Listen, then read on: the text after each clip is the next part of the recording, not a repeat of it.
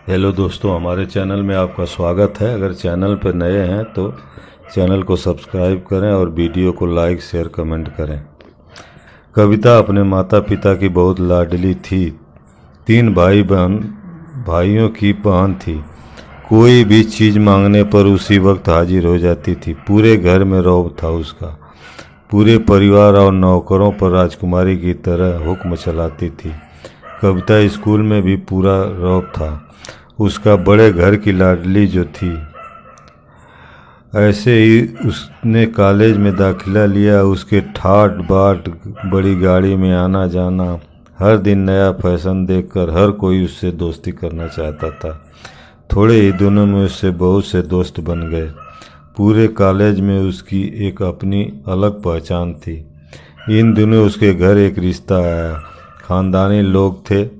पापा की पुरानी जान पहचान थी। उसके साथ कविता के साथ कोई ज़बरदस्ती नहीं थी, पर कविता ने फिर भी हाँ कर दी, क्योंकि वह अपने परिवार से बहुत प्यार करती थी। वह जानती थी कि वह लोग उसका अच्छा ही सोचेंगे। लड़के का नाम राज था।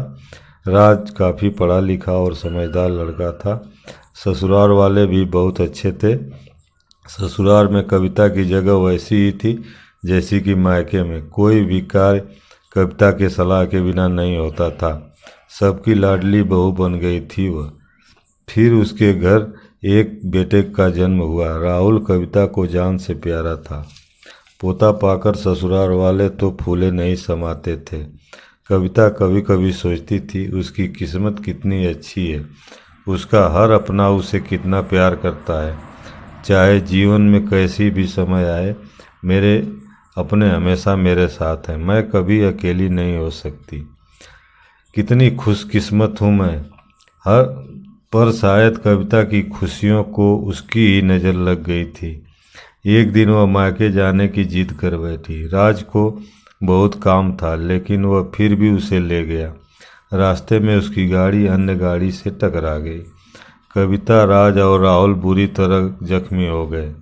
काफ़ी दिनों के इलाज के बाद राज और राहुल तो ठीक हो गए, लेकिन कविता पूरी तरह ठीक ना हो सकी। सर पर चोट लगने के कारण वह अपनी आंखों की रोशनी खो बैठी। अब कविता की किस्मत जैसे उल्टे पांव चलने लगी। मायके वाले कुछ दिनों तक तो उसे मिलने आते रहे, फिर कभी कभार फ़ोन ही करके पूछ लेते कि अब कैसी हो। धीरे धीरे सिलसिला भी कम हो गया। ससुराल वालों की सहानुभूति भी कम होने लगी। घर में किसी को पास बैठने के लिए कहती तो जवाब मिलता, बहुत काम है, अब तुम भी हाथ नहीं बटा सकती। राज भी चिड़चिड़ा हो गया था। बस राहुल ही था उसके साथ, जिसके साथ हंसते खेलते वक्त गुजरता था। एक दिन कविता के हाथ से कुछ सामान गिर गया, जिसकी वजह से राहुल को हल्की सी चोट लग गई। कविता के सास ससुर ने राहुल को उससे अलग कर दिया कि कहीं उसके ना देखने की वजह से बच्चे का कोई नुकसान ना हो जाए। कविता अंदर से टूट चुकी थी। एक दिन उसने सबके सामने मायके जाने की इच्छा रखी तो राज उसे तुरंत मायके छोड़ आया, जैसे वह भी यही चाहता था। लेकिन राहुल को उसके साथ नहीं भेजा गया। कविता कभी राहुल से दूर नहीं रही थी, पर अपनी कमी के कारण उसने ज़्यादा बहस नहीं की। कविता को लगा कि वह 3-4 दिन वहाँ रहेगी तो थोड़ा हवा पानी बदल जाएगा, क्योंकि वह कितने दिनों से कहीं भी बाहर नहीं गई थी। इतने दिनों बाद उसे देखकर कितने खुश होंगे। कविता के घर पहुँचने पर सब लोग बहुत खुश हुए। खाने में सब कुछ कविता की पसंद का ही बना था। उसने अपने मम्मी पापा और भाभी भाइयों से दिल खोलकर बातें की। उसके छोटे बच्चे भी बुआ के साथ घुल मिल गए थे। रात को सोने के वक्त जब वह कपड़े बदलने लगी तो उसे पता चला कि उसका बैग तो भरा हुआ था। बस वह सब समझ गई। वह बहुत उदास हो गई। कुछ दिनों तक तो सब ठीक रहा, फिर जैसे सब बदलने लगा। सबका व्यवहार बदल रहा था। वह लोग जैसे थक चुके थे।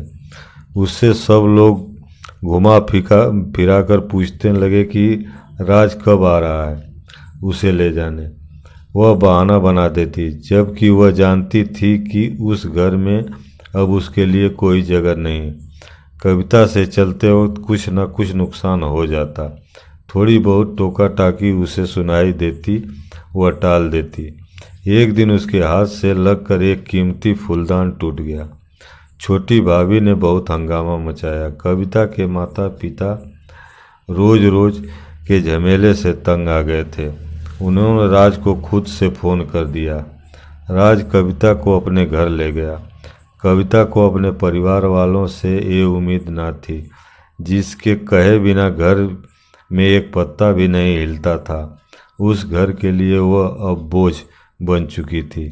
राज के ससुराल आते वक्त वह बहुत खुश थी, क्योंकि वह अपने घर जा रही थी, अपने जिगर के टुकड़े राहुल के पास।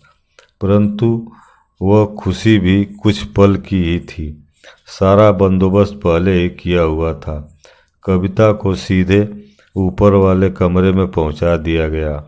राहुल से दूर रहने की सख्त चेतावनी दी गई। एक काम वाली लता को उसकी जिम्मेदारी सौंपी गई, जो उसके खाने पहनने जैसी ज़रूरतों का ध्यान रखती। कविता ज़्यादातर चुप ही रहती। कभी कभी काम वाली लता से थोड़ा बतिया लेती। उसके जरिए राहुल का पता चल जाता। सबकी लाडली बेटी और बहू उसके लिए लाडली से बोझ बन चुकी थी। दोस्तों, कहानी कैसी लगी?